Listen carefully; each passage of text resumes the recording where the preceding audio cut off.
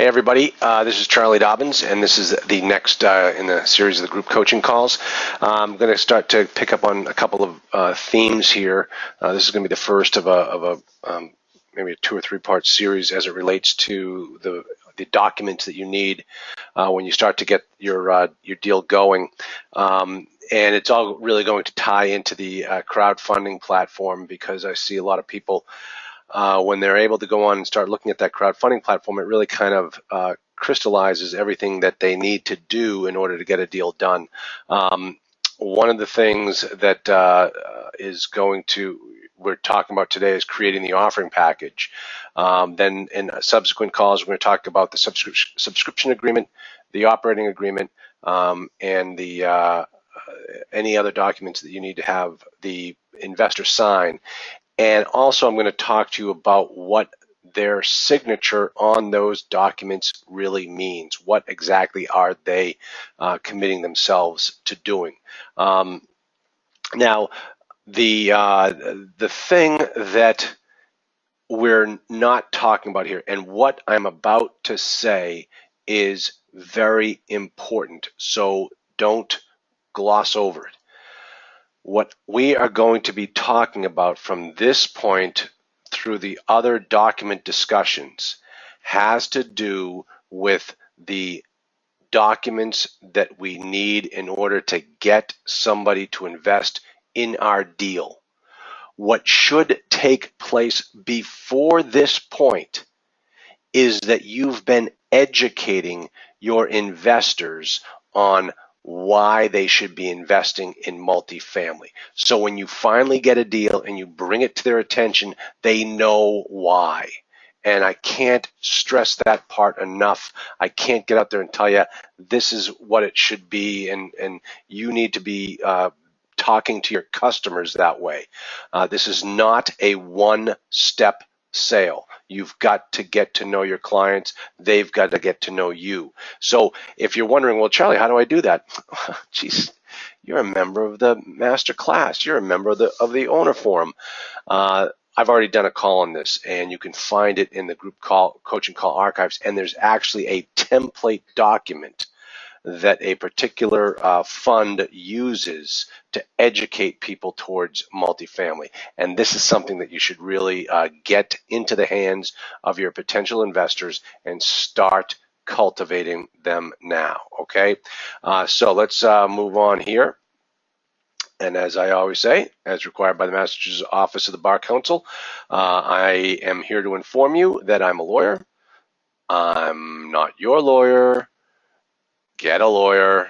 And of course, the thing that I used to say was always, or now I'm going to say, is everyone, lawyers love LegalZoom because it brings us a lot of business. So if you think you're going to try to, cut corners and just create your own legal documents, that's great. Go right ahead. But when you get sued on them and we have to litigate it, we get paid a lot more money to litigate than we do to draft. So think twice about using something like LegalZoom. And here's my rule. Here is my rule. If it involves other people's money, hire a lawyer. If it's just your money, go ahead and cut your own corners. It's your money. But when you start to use other people's money, you better hire an attorney. All right? Now, what we're going to be talking about today is really the cash flow analyzer, how the cash flow analyzer can automatically and just create for you a property package, an offering package that you use on a day-to-day basis. Here, let me just jump on over to the cash flow analyzer right now so you can see exactly what I'm talking about. And I'm going to wait for the, hold on, I got to jump over here, I got to turn it on. Just give me a second while it catches while my computer catches up. There we go. Okay. Now, you've all seen this website or this software. For those of you that are new to the owner forum, the master class, you may not have received your link yet. If you have not received your link yet, please send me an email to info@multifamilyinvestingacademy.com, and I'll make sure you get this so you can download it to your computer. This is the best software out there for analyzing deals. Now, what I want to talk to you about today is that most people only get to this part of the screen, the Start Here button, where we put in the input data screen, the rent rolls, the expenses, and we see how good the property looks, and we can run a cash flow analysis report, and we determine how much we should offer on the deal. But what we don't get to are these sections over here, which are the marketing sections, which is what I'm going to be talking about today, okay? So let's think about this for a second. You can actually just take your landlord cash flow analyzer software right from the very beginning, inputting the information about the property all the way towards printing out all the different offering packages for your investors, all within this software. That's all you're ever going to need, and that's a beautiful thing about it. But let me talk to you first about how we're going to set up the deal before we start getting into the marketing. All right, I'm going to talk about two particular tabs here that some people don't even know exist, which shocks me.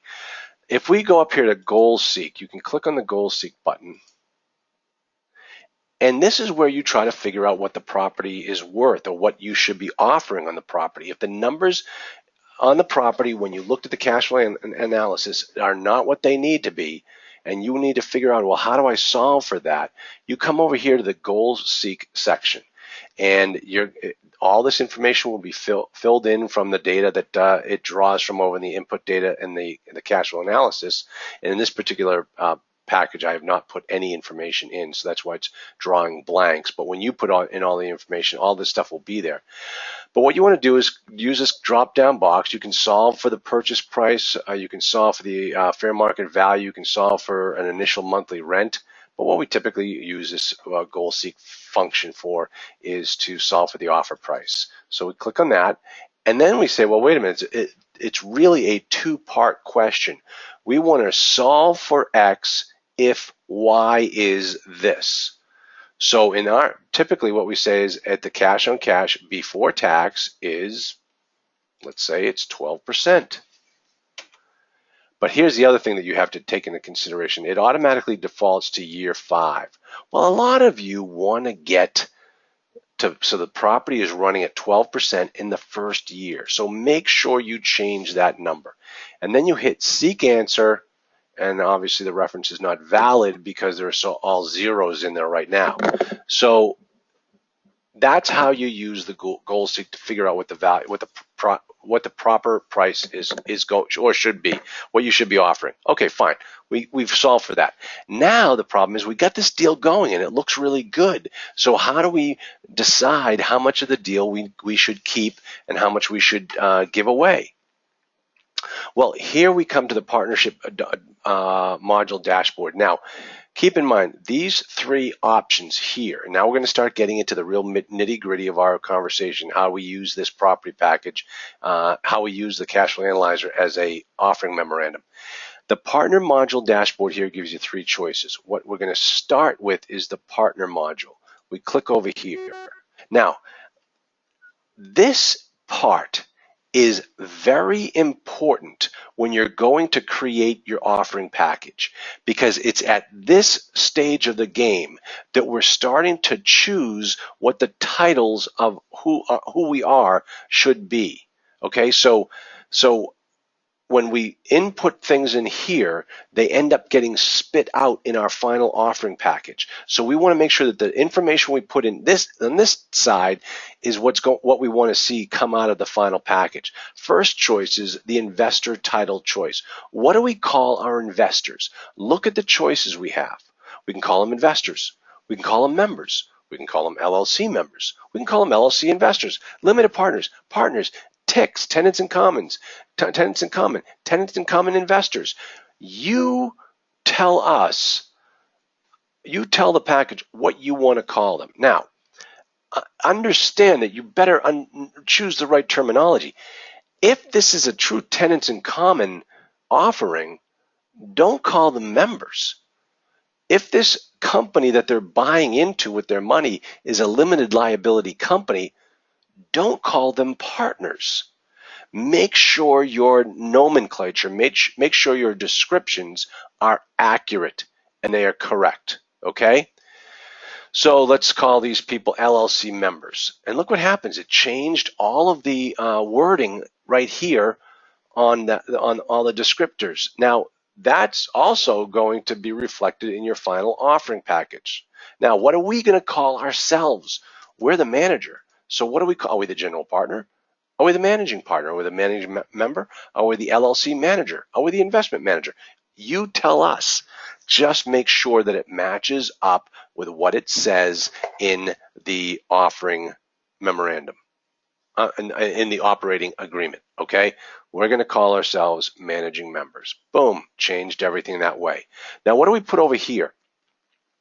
Okay, folks, remember, we're dealing or should be dealing with accredited investors. So if we're dealing with accredited investors, what we want to do is make sure that we don't blast our offering package out to the world so everybody can see it. We want to make sure, you know, as we used to say when we're in insurance sales, somebody would say like, "Oh, can you just send it to me?"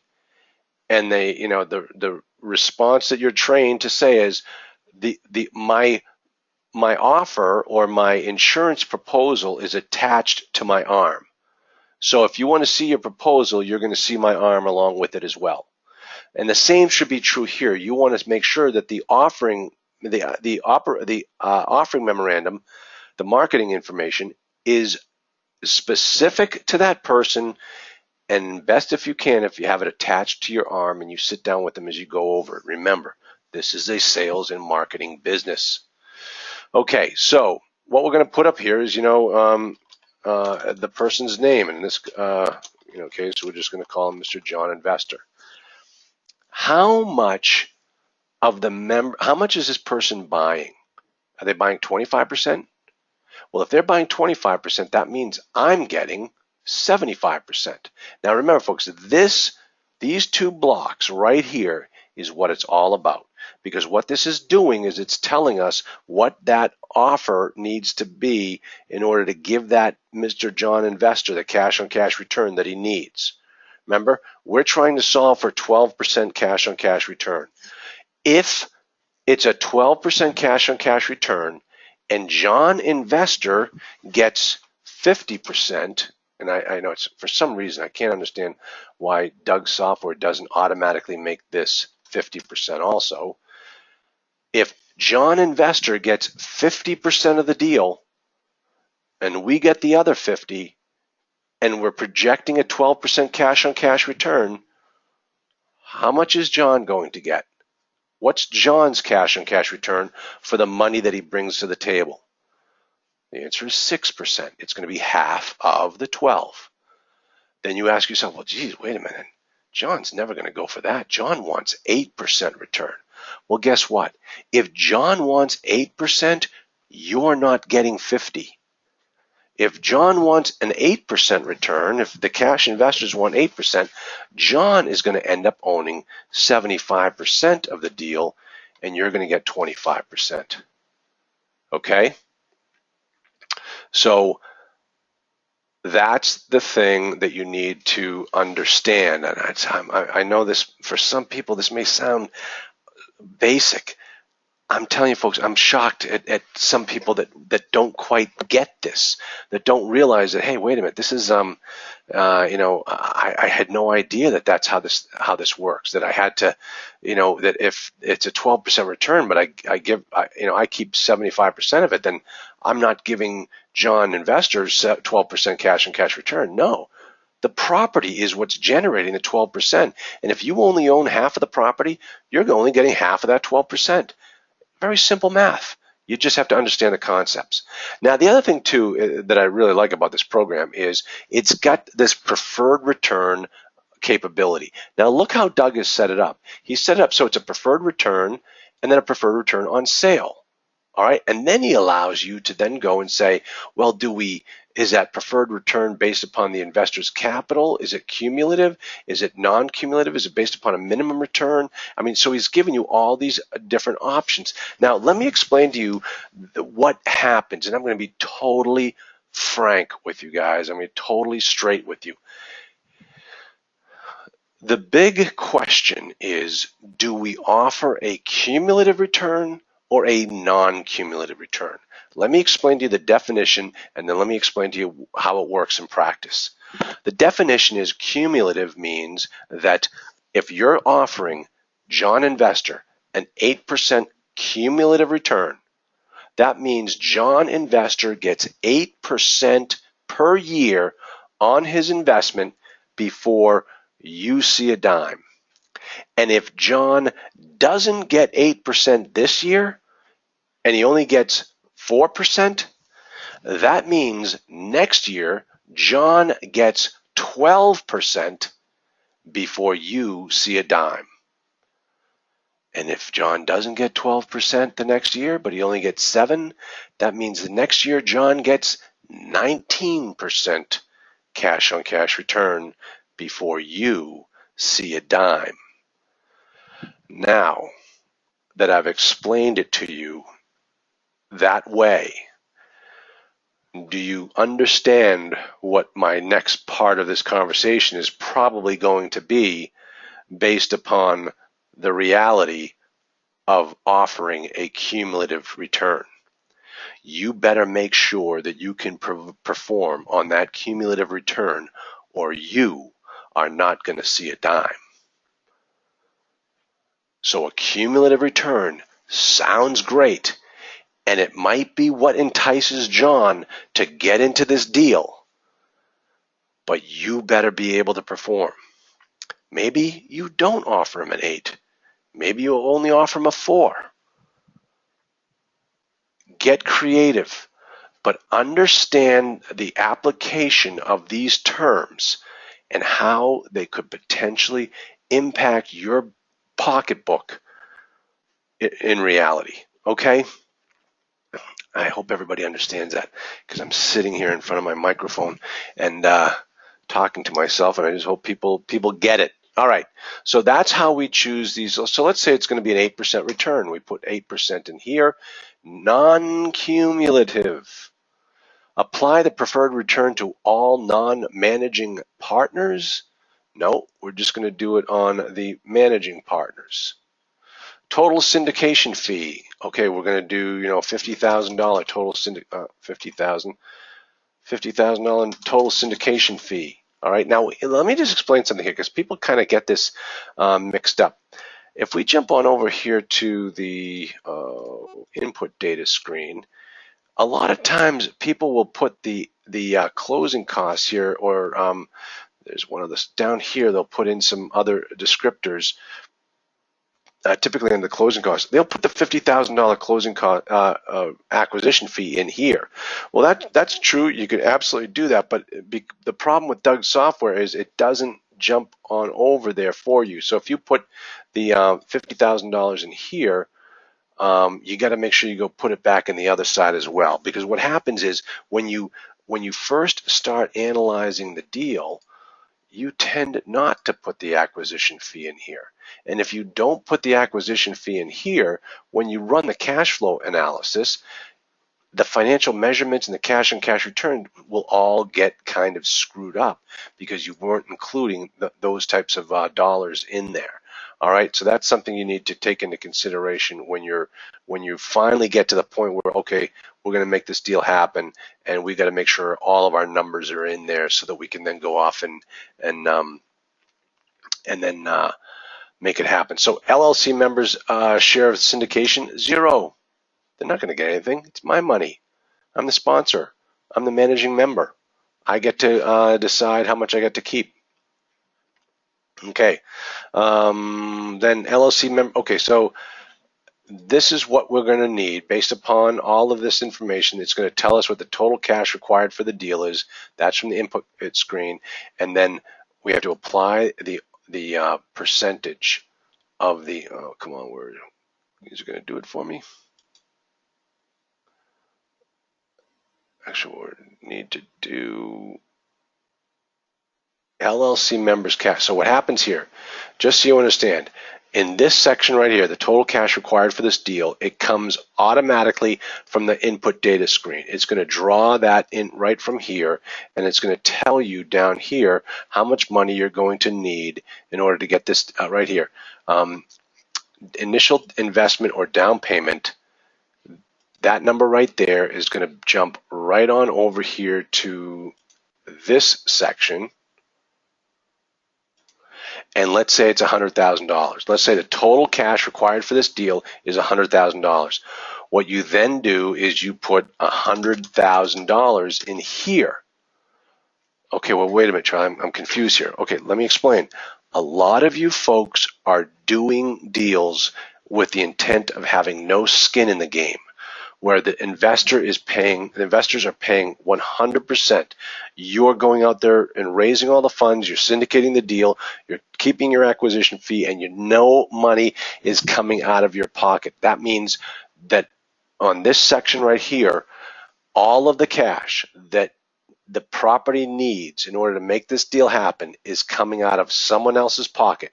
So you're going to, whatever number we figured out is the total money cash required, you're going to put it in right here. If you're going to pay 10% down, well, then you're going to put down 90% figure here, okay? So that's how that works. And then it's going to pop over here to be 100% partnership money.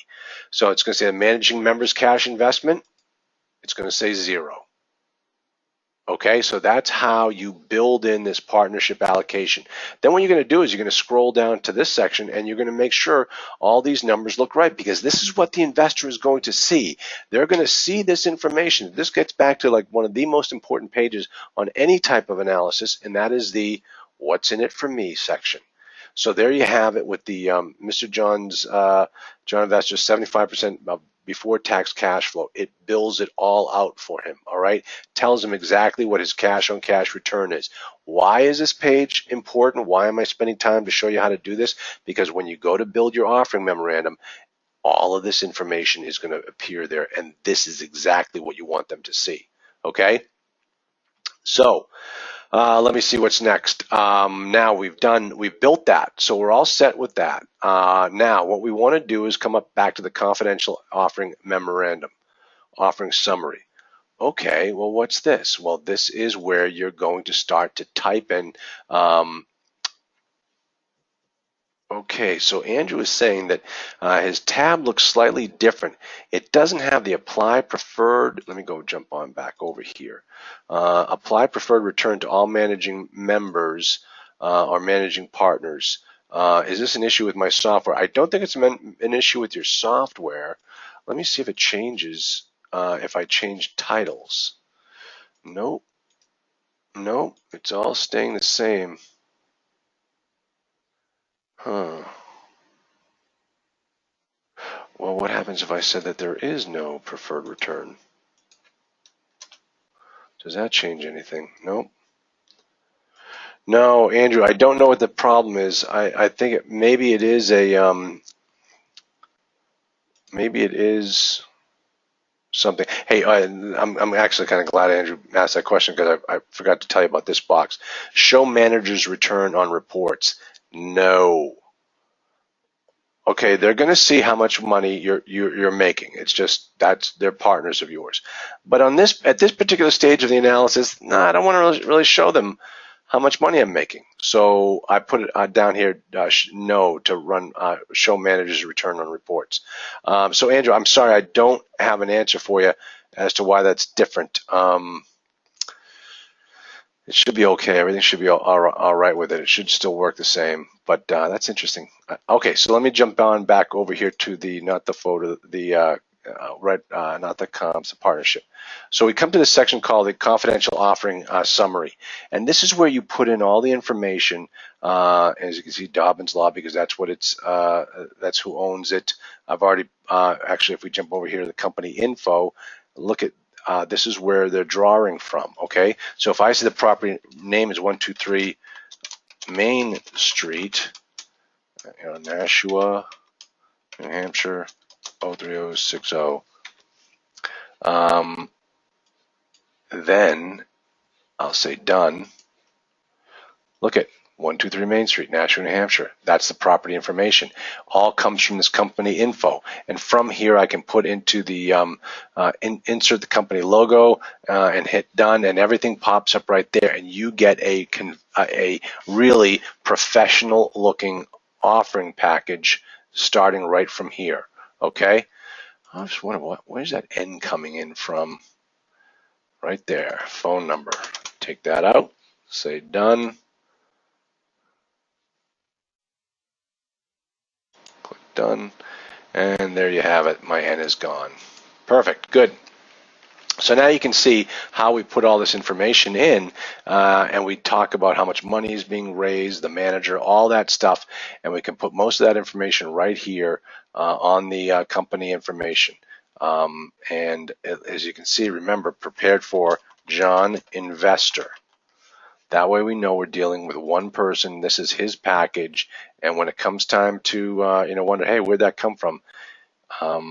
It's all typed in right there. That you're going to see that on the final package. All right. Company info, goal seek, partnership module. Let me jump back here. Partner sources and uses. You're going to have a sources and uses funds. Now let me talk about this for a second, just from a practical standpoint. The sources and uses is very important, and it's going to disclose a lot to the investor. If we decide we need to raise $1 million, the question is, well, what for? Why do you need $1 million? Why don't you need $500,000? Why don't you need $2 million? Why is this offering for $1 million? When I give you $1 million, what are you going to do with that money? Well, you're going to take that money and 750 is going to go to the seller, so we can buy the property, and 50,000 of that is going to go towards closing costs, and then 100,000 of that is going to go towards my acquisition fee, and the remaining 50 we're going to keep on account just to run the company as a business. So that's when we talk sources. Sources will be all of you cash investors, and the uses will be all the ways I just described that. Okay? Now, that is one type of sources and uses fund report.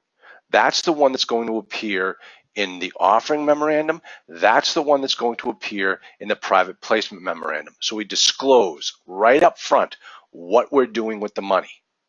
There is another sources and uses document, and that one comes from the bank. Remember how I said the closing costs were $50,000? Well, the bank is going to give you a sources and uses that shows you what the $50,000 is going for. But that's the bank's sources and uses. So I want you to understand that when you hear the word sources and uses, you're actually talking about two different sources and uses. One of them you are going to create, and one of them the bank creates for you. Okay, but this is a very important document that you need to have in this section so that your investors know exactly what you're doing with the money. Okay, where am I going? Partnership sources, use partner module. Okay, good. So we've got all of the things we're doing right now we're doing to build the offering memorandum to print off correctly. Okay, let me see. Partnership, goal seed, company info. Now, comps. This is, do we want to add a sales comp report, an on-market comp, a rent comp, an in-escrow comp? Obviously an in-escrow or an in-escrow report, we don't really know. I mean, we don't know what other deals are in escrow right now. I'm supposed you could figure it out, but we can grab other types of sales reports. We can grab, remember, sales reports are reports of deals that have already closed versus an on-market comp report, which are properties that are on the market right now. Who's our competition? That doesn't do us any good, because remember what I always say, what the biggest lie in multifamily is: the asking price. So if these haven't closed yet, the numbers that we're using as comps are really just big lies. And then also the rent comps. Now let me just show you exactly what happens. If you check that box, that means in the final report we are going to print a page that says rent comps. Now you can insert the information. You see here? Look at it. It's grab that 123 Main Street. It tells my name over here. You're going to put in the name of the property, the address, all the information about the property. You can insert a picture. Make sure you use these insert tabs here for inserting the picture. You go in here and grab one of the pictures. I'm not going to do this right now, obviously. But you can go and use this insert tab, and it'll just give you an absolutely completely professional looking rent comp page. Sales comp is the same way. So you just do that, and that's going to give you that information. Okay, I'll leave that box checked. See what happens. We can do the same thing for sales comp. Let me just show you how that looks. There's your sales comp. Very cool. Now, photos. You're going to use these insert tabs here to grab those photos. Did it again. It pulls up the thing. You're just going to insert it. Now, one thing I highly recommend is that when you put the picture in here, you can see these are where the pictures go. You always put in a little description right below it. See this block below it? That allows you to tell the people what they're looking at.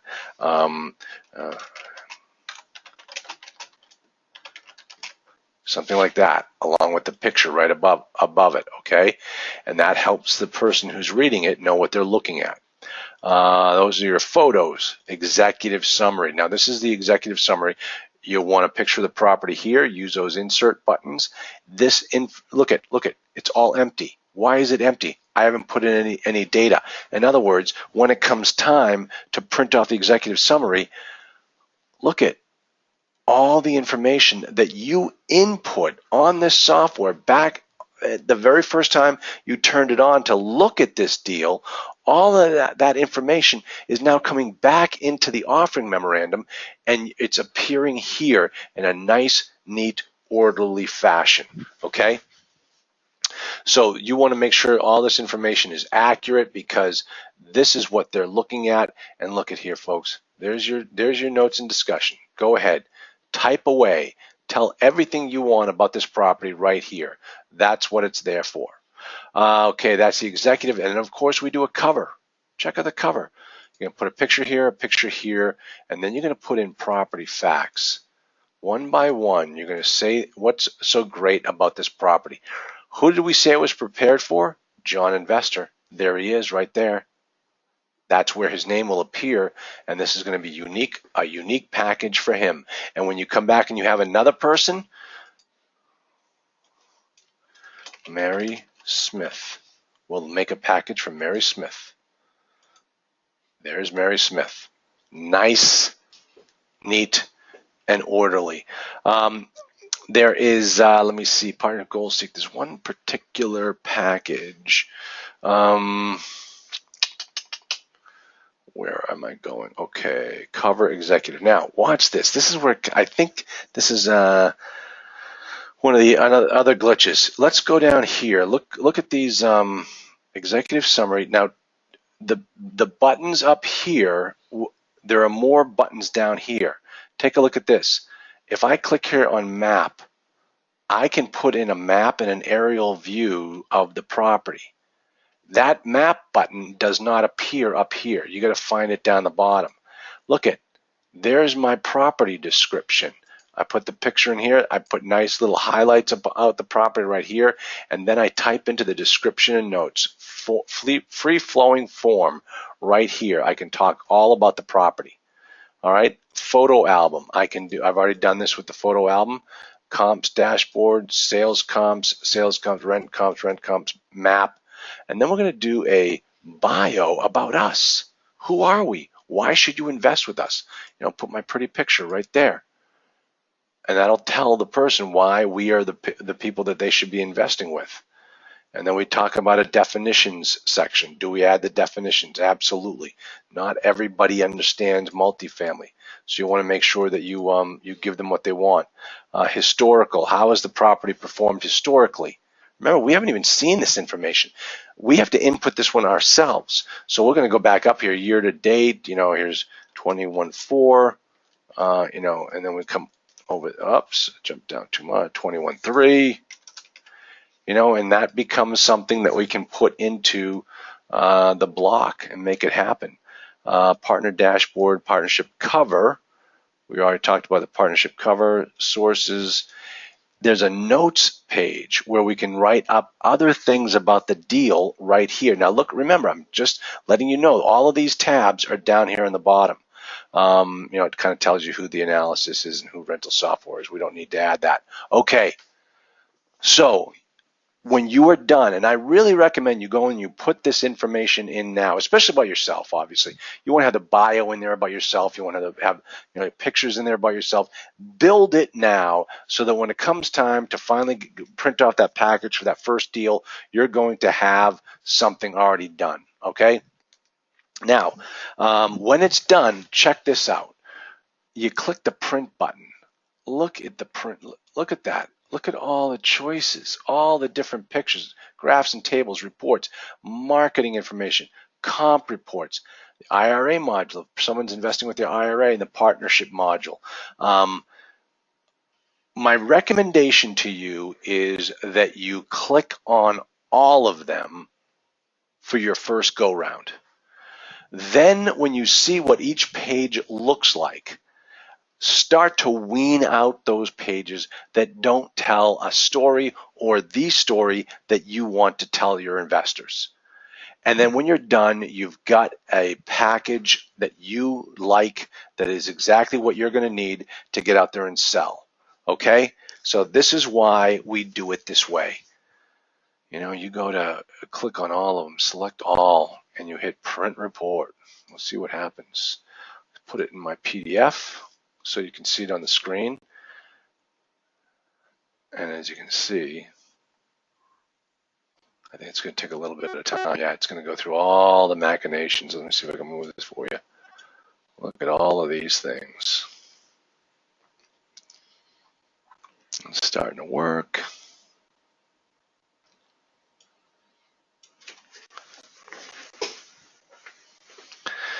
Here are all the different pages. Let me just kind of jump ahead here so that we can wrap this meeting up. This is what it looks like when it's done. Actually, I think you all have this on your on the resources and archives. Look for something on Villa Court. And actually, I did a whole report one time, a coaching call on Villa Court. So you actually have this document right there from your group coaching archive where you can find our discussion of this property. And you can now see what a final package looks like. Look at where all these bullets came in. Dobbins Law, executive summary. Look familiar? Look at, I didn't put anything in the notes discussion. Shame on me. I should have built it in there. Here, but look at, I had a nice little printout here, the property description, the property, the offering, the opportunity, seller financing provided, 16% cash on cash return. Let me just see if we can, let's put it on the desktop. Maybe it's going to pop open. Market cap rate 6.5, selling cap rate 8.85. I mean, look, it really did a pretty good sales job here because the property did not perform very well in the year after that we made this presentation. They got hit with a couple of big expenses, and well, that's the way it goes. See, here are all the pictures and the descriptions right underneath it. Okay, oh, that's too bad. Maybe I'm not going to be able to show it to you.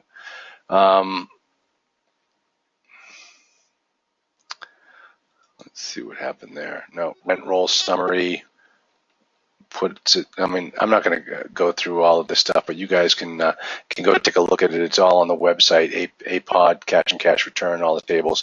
Really cool stuff. Really great stuff. You guys look like a professional. I mean, and remember the reason this. I'm coming in for a landing here, so if anybody has any questions, go ahead and type them in the box. But what we're trying to do here is I want you to understand that once let's kind of take you through the step-by-step process here. You're going to find an offering. You're going to analyze it on this software. You're going to figure out what the right price is for you. You're going to make an offer at that price. You're going to go back and forth over the negotiation. You're going to get a deal under contract. You're going to go out and do the due diligence. You're going to make sure the deal is what they say it is. Once it is, you're going to once it is, Once at the end of the due diligence process that you determine that you're ready to move forward with this deal as it is, that's when all of this stuff starts to come into play. That's when you need to start building this offering memorandum based upon the information. You're going to be going to your bank. Your bank is going to be telling you what your terms are going to be. That gets re-input into the software so that the numbers are correct, the debt coverage ratio and all that other stuff is correct. You're going to be going out to the market to try to find money. You're going to be doing it on the crowdfunding portal. You're going to be doing it with your friends and family. You're going to be out there selling your deal every single day, raising money. All right. Then, and really what you need to be doing now is working with these potential investors, telling them why multifamily is the way to go. That's really what you should be doing. So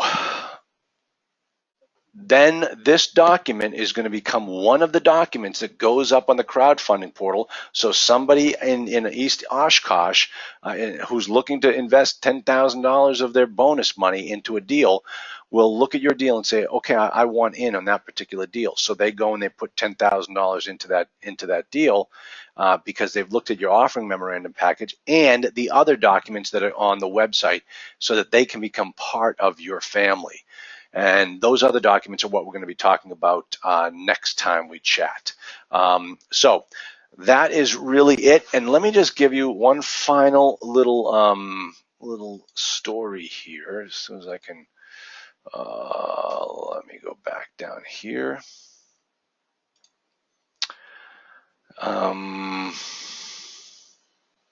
There we go, folks. Okay, now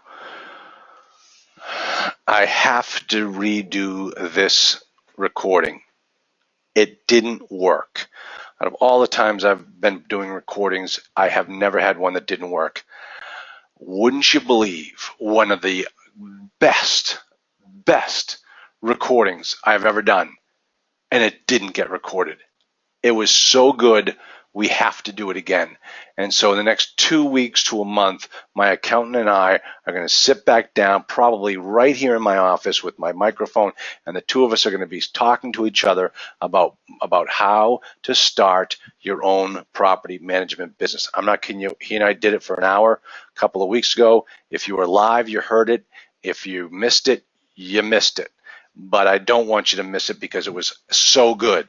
So I'm going to record this again, and we're going to post this back up, and we're just going to make it happen for everybody because it was gold. It was absolute gold. So that is it, folks. That's the end of my show today, and I hope that worked out well for you. But if anybody has any questions, you always know how to get a hold of me, and I look forward to speaking with you anytime you need me. Just let me know. All right, everybody, thank you, and have a great day.